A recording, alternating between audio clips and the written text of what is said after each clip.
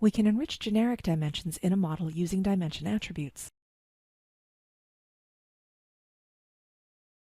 Dimension attributes enable us to designate columns as descriptions, properties, parents, or currency for other columns. In this example, there are multiple pairs of columns that contain IDs and names for the same entities, such as store and store name. So we'll set the names as descriptions for the appropriate dimensions.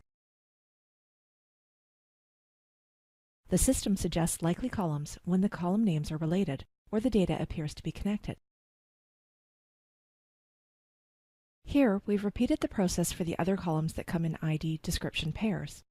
Notice that the icons for the columns designated as descriptions have changed. In this example, there's also a column containing phone numbers that we'll set as a property for the store dimension.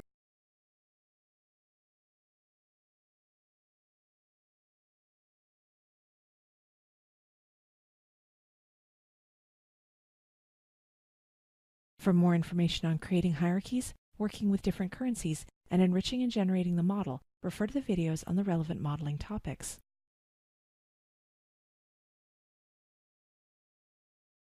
Once the model has been created,